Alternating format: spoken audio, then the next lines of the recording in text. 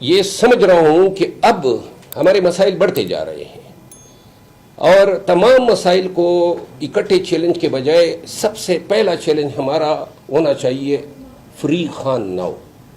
پہلے خان کی رہائی ہو, اس کے بعد خان جب باہر آ جائیں, اور اس کے لیے ہمارے پاس اور عدلیہ تو مزید کمپرومائز ہو جائے گی.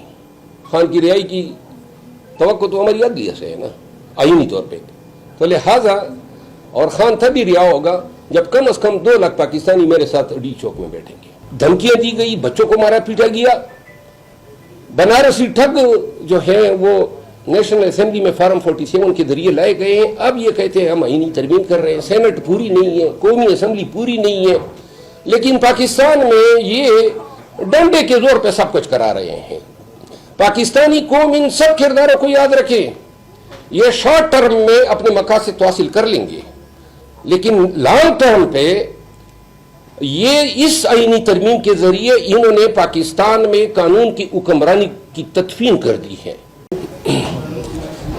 آج تھوڑی دیر قبل سینٹ آف پاکستان میں کچھ سیاسی قوتوں نے مل کے پاکستان کی آئینی جمہوری اور سیاسی تاریخ میں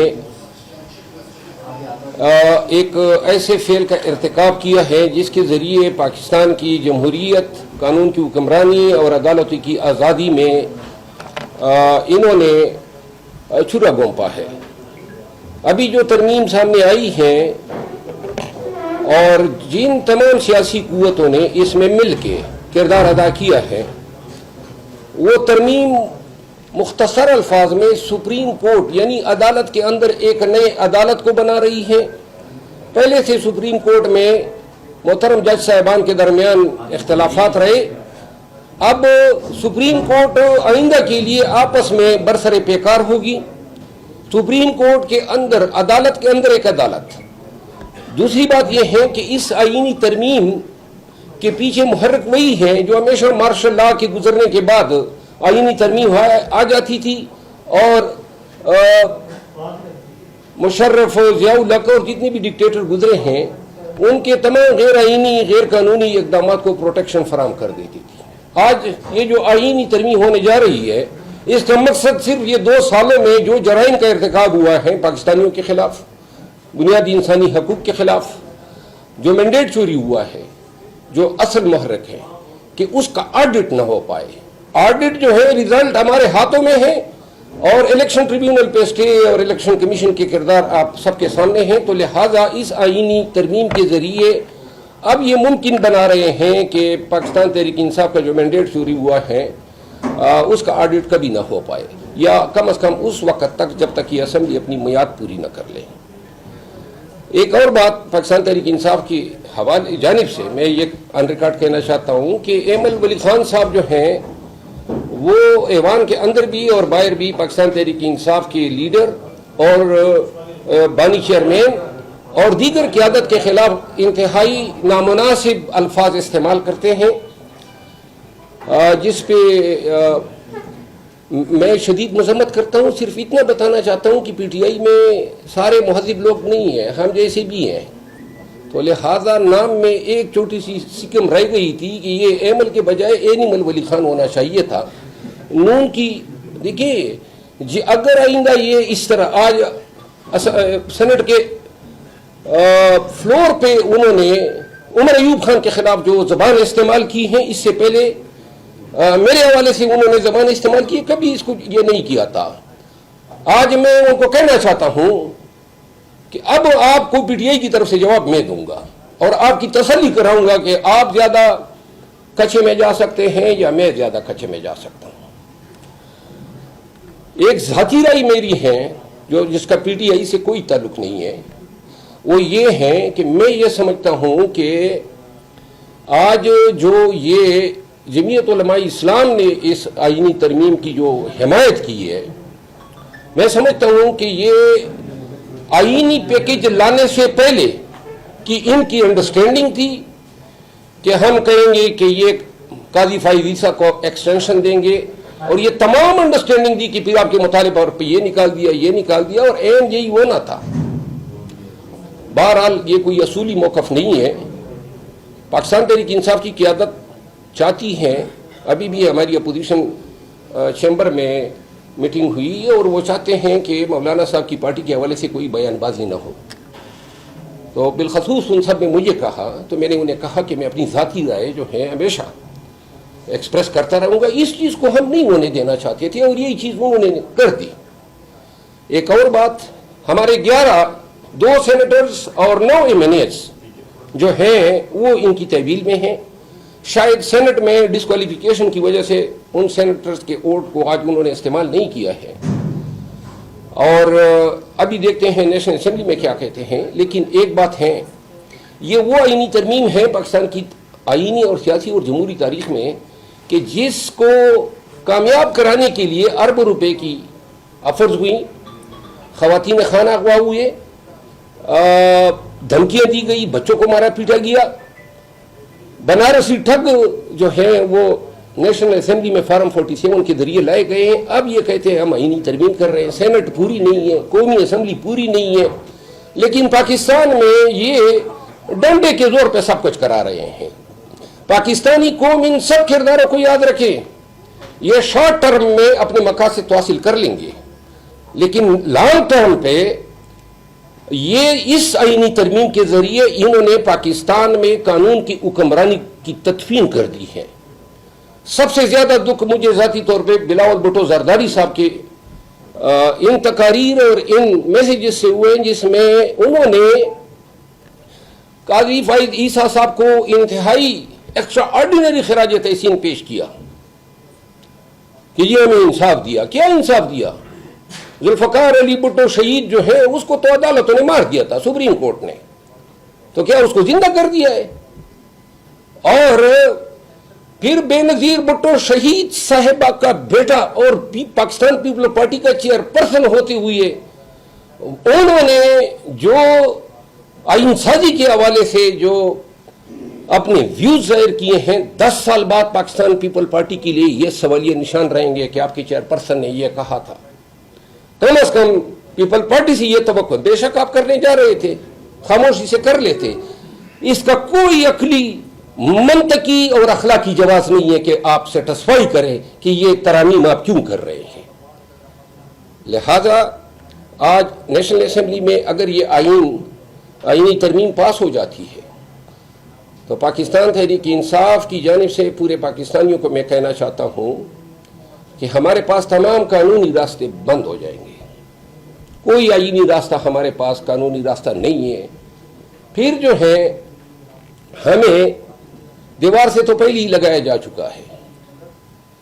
میں خود لاغر ہوں، نکات فیل کر رہا ہوں، بیمار ہوں، لیکن میں یہ سمجھتا ہوں کہ ہم اس تمام پروسیس کو انڈو صرف اور صرف عوامی احتجاج کے ذریعے کر سکتے ہیں. یہ جیلی آئینی ترمیم جو ہے اور یہ تمام جو اعمال کبیرہ کی یہ مرتکب ہو رہے ہیں، اس سے جان چھڑانے کا پروائی دل یہی ہوگا کہ پوری قوم سڑکوں پہ نکلے، اس نظام کو ٹکر دے کے اور اس کو گرانے کے علاوہ کوئی چارہ نہیں ہے. اور اب تو یہ نظام اس آئینی ترمیم کی وجہ سے اب ان جرائم کو پروٹیکٹ کر رہا ہے، کوئی راستہ نہیں چھوڑا ہے. تو لہذا جب بھی پاکستان تحریک انصاف فیصلہ کرے گی احتجاج کی، اور احتجاج ہی واحد حل ہیں. ان تمام گزارشات کے ساتھ میں نے اپنا معافی و ضمیر آپ کے سامنے بیان کیا. کچھ باتیں بحیثیت P T I member national assembly اور پاکستان تحریک انصاف کی طرف سے میں نے کی، لیکن جو جے یو آئی کے حوالے سے باتیں کی یا بلاول صاحب کے حوالے سے یا احمد ولی خان کے حوالے سے، وہ میری ذاتی آرا ہے. سر سرکار نے کہا ہے کہ پی ٹی آئی میں کوئی فارورڈ بلاک بننے جا رہا ہے اور ایک بڑا ہی کوئی جو ہے سینئر جو آپ کا لیڈر ہے وہ ہیڈ کرے گا. اس بات میں کتنی صداقت ہے؟ اس میں اتنی صداقت ہے جتنی آپ لوگوں کو فیصل باوڈا بنانے کی، لیڈر بنانے کی پڑی ہے. یہ کیا کردار ہے؟ ہر وقت میڈیا پہ بیٹھا ہوتا ہے اور آپ لوگ کوٹ کرتے ہیں. شرم آنی چاہیے. کوئی کسی کی اخلاقیات ہوتی ہیں، کوئی ایتھکس ہوتی ہیں، کوئی ویلیز ہوتی ہیں. ایسے کرداروں کو آپ لوگ میڈیا پہ پروموٹ کیوں کرتے ہیں؟ یہ ہمارے اس میں کر رہے ہیں. کوئی بتا دینا آپ میں سے میں کہ کوئی اخلاقی جواز ہے اس شخص کا پی ٹی آئی کو چلیے سب کے ساتھ لڑ رہا ہوتا ہے. کس کی بیاف پہ لڑ رہا ہوگا؟ کون سی پارٹی ہے اس کی؟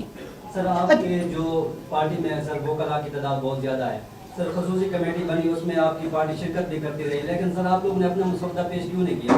آپ کوئی کانسٹیٹیوشن مسودہ پیش کرتے کہ ہم اس کے اوپر راضی ہیں، تو وہ پیش کرنے میں ناکام کیوں رہے پی ٹی آئی سر؟ یہ ساری آئینی ترمیم کے پیچھے جو واحد محرک تھا وہ یہ تھا کہ منصور علی شاہ اور سپریم کورٹ آف پاکستان کو بے دست و پا کرنا تھا. تو ہم اس پروسیس کا حصہ کیوں بنتے ہیں؟ ہم تو عدالتوں کی آزادی کے خواب دیکھ رہے ہیں. پاکستان میں بنیادی حقوق، آئین کی بالادستی اور جمہوریت کی حکمرانی کی ہم نے خواب دیکھے ہیں. پاکستانیوں کو ایک ایسے مستقبل سے نوازنے خواب دیکھ رہے ہیں جہاں امن ہو، جہاں بدامنی اور ٹیررزم جو ہیں اس پہ قابو پایا جا سکے. ملک کے حالات کس جانب گامزن ہیں؟ دہشت گردی نے کے پی کو پارا پارا کر دیا ہے، اور یہاں ان کو پڑی ہوئی ہے کہ یہ مینڈیٹ کی چوری کو روکنے کے لیے ہم نے یہ کرنے. یہ جو آج میں کانسٹیٹیوشن امینڈمنٹ ہوئی ہے، یاد رکھیں ایک وقت ایسا بھی آئے گا کہ شاید پیپل پارٹی اور ایسے لوگ مل کے پھر اپنے ہی کیے کرائے پہ پانی پھیرنے کے لیے. 18ویں ترمیم پیپل پارٹی کا کارنامہ تھا، آج اپنے ہی 18ویں ترمیم کو انہوں نے نیست و نابود کر دیا. آج جو 98ویں یا جو بنیادی انسانی حقوق کے حوالے سے یا عدلیہ کی آزادی کے حوالے سے 18ویں ترمیم کے جو فائدے تھے وہ تمام انہوں نے آج انڈو کیے. اچھا سر یہ بتائیے گا، دو سوال ہیں میرے. ایک تو یہ کہ آپ نے کہا کہ ہم سڑکوں پہ نکلیں گے، احتجاج کریں گے. گزشتہ 2-3 احتجاج آپ کے ہوئے جو فلاپ گئے. علی امین گنڈا پور صاحب بھی ایک دفعہ کوئی 10-15 کوئی 12 ضلع پار کر کے پشاور چلے گئے.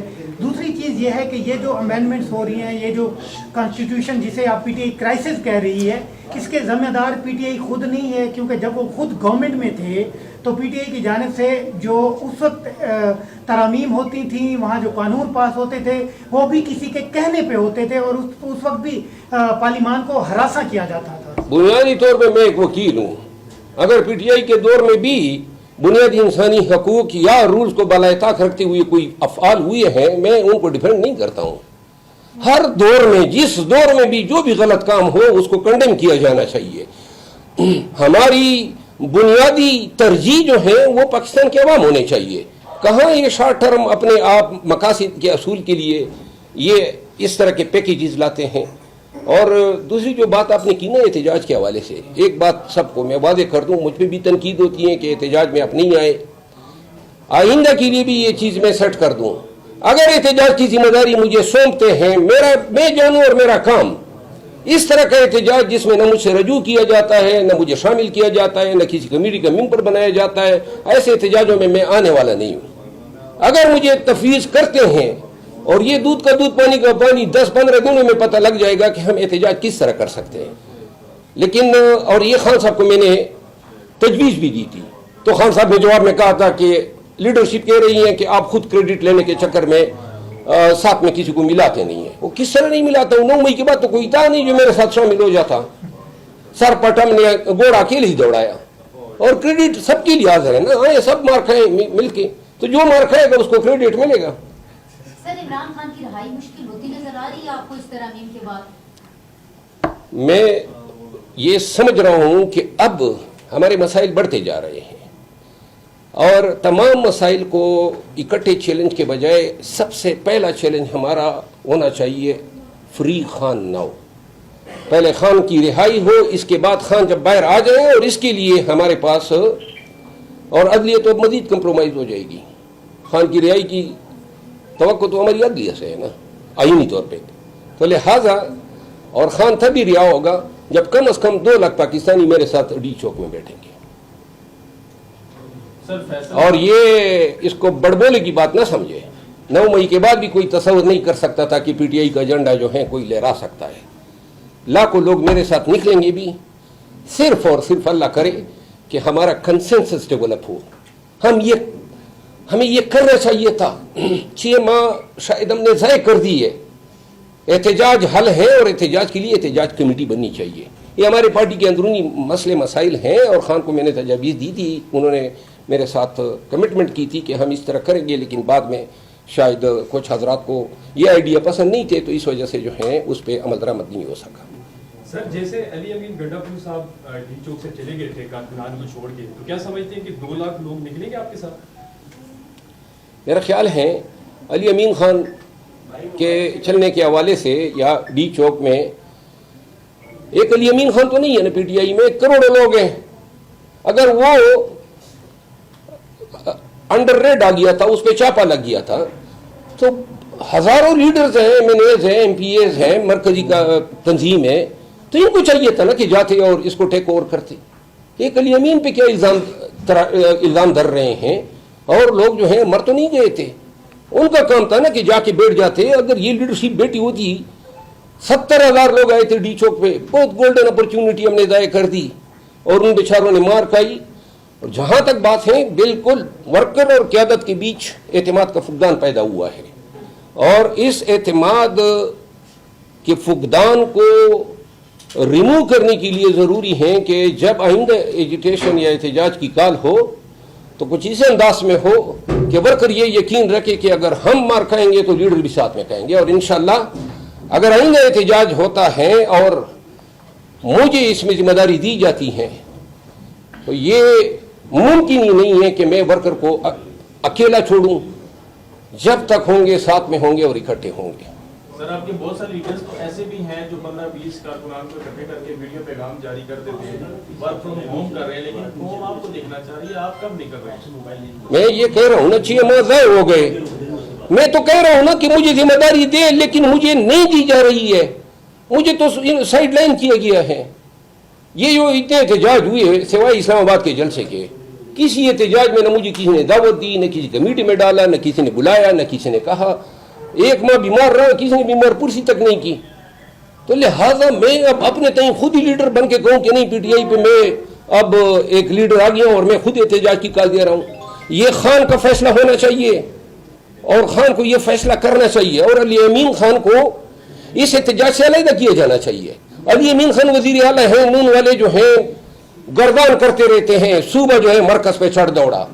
الزام تراشی علی امین خان پہ ہوتی ہیں، اور یہ اس حد تک بات درست ہے کہ وہ ایک کانسٹیٹیوشن منصب پہ فائز ہیں، ایک صوبے کا چیف ایگزیکٹو ہے، چیف منسٹر ہے.